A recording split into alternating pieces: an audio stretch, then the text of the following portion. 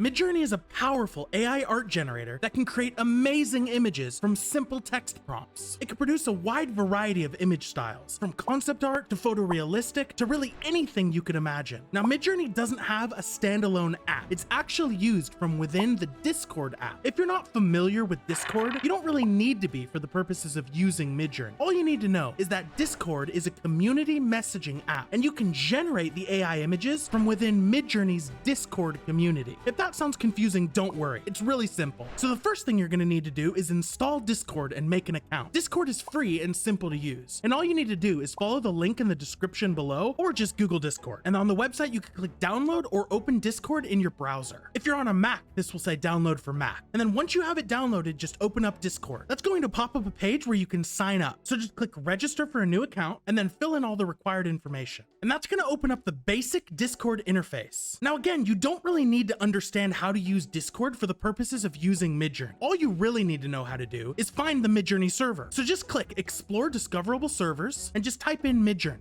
That's going to take you right here to the official server. Click on the server and then go up in the top and click join Midjourney. And what that's done is added the Midjourney server to your servers list. The Midjourney Discord server is pretty simple. They have a bunch of different channels where you can see different information. For instance, they have an announcement channel where you could stay up to date. They have a status channel where they go over statuses with the model in case it's down. They have rules, a getting started guide, some community updates, and then there's a bunch of different rooms where you could actually generate images kind of in a public setting. Anything you generate in these rooms show up to any users. So as you can see, Olivia just generated this picture of a florist adding flowers to a bouquet. Now, before you could interact with the community, you're going to need to check your email to verify your account. So I verified my email address and now I'll click continue to Discord. It reopened to Discord and we could go back to the Midjourney community by clicking up here. Now that you've verified your email, you can interact with the community, but you don't want to just interact with the community. You want to actually create images like these people are doing. Now, there are two main ways to create images in the Midjourney Discord. You could either create images in any of these community rooms, although it could be a bit irritating because the feed is constantly moving down with everybody's images. So what I like to do instead is go to any of the images where you see Midjourney bot, just right click this and select message. And that's going to add the Midjourney bot to your direct messages. To create images, you're going to type /imagine, enter, and then whatever prompt your heart desires. However, you'll see when we enter this, it's going to give us an error message saying we're not allowed to use it. You used to be able to use Midjourney for free, but they've since got rid of that option. So you're going to need to sign up for a paid account to be able to actually create images. And there are two ways to do that. You could visit the website using this link, which I posted below, or you could simply type /subscribe. It doesn't matter which option you use. I'm going to do /subscribe. And /subscribe is really convenient because it generates a personal link. So I'm going to follow the link and it brings you right to their purchase plan page. While the cheapest plan might look tempting, 200 images a month is nothing at all. I found that the standard plan works completely fine. So just click subscribe, and then you're going to put in all of your payment information. Now that you've signed up, you're finally ready to create your own images. Like I said before, there are two ways to generate images within the Midjourney Discord. And rather than generating within these cluttered community rooms, I'll go back to my direct messages with the Midjourney bot. So again, if you don't see the Midjourney bot in your direct messages, you just need to go back to the Midjourney server, click on any of the community rooms, find one of the mini posts that say Midjourney bot,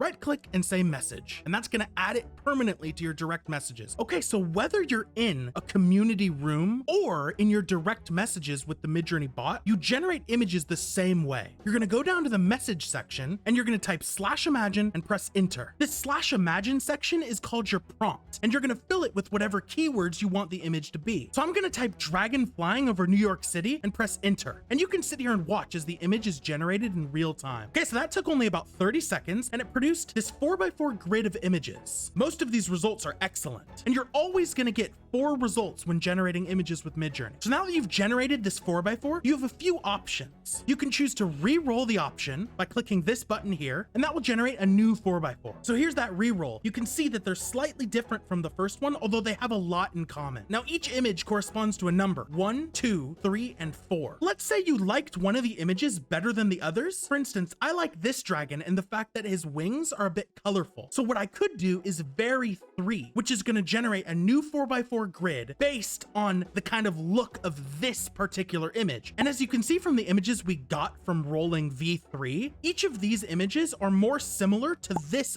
third image than to any of these others. So for instance, you can see that it's not sunset, it's a blue sky, which this image had, and the dragon has a little bit more color, some greens and blues, rather than these dragons, which are very just red. Okay, so let's say you have an image that you like best. Well, now you don't want a tiny little square, you want to actually upscale it and make it bigger, and that's where these buttons come in. So let's say we like the 4th image best, so we'll click upscale 4, and the upscale process is really quick. That took all of 3 seconds. And now we get an output at the highest resolution that Midjourney is capable of producing, and we could right click and save our image to download to our computer. Now you see, once you upscaled the image, there's actually a few other things that you can do. Now here we're getting to a bit more advanced uses of Midjourney, and it's a bit outside the scope of this particular tutorial. So at this point in your workflow, you can continue to vary your images, and you can do this continuously until you get the perfect image. But that's not the most effective way to get the perfect image. You need to specifically tell Midjourney what you want it to create, and there's actually a prompt structure that works better than others. Check out part 2 of this series to learn the perfect prompt structure that allows you to create your ideal image.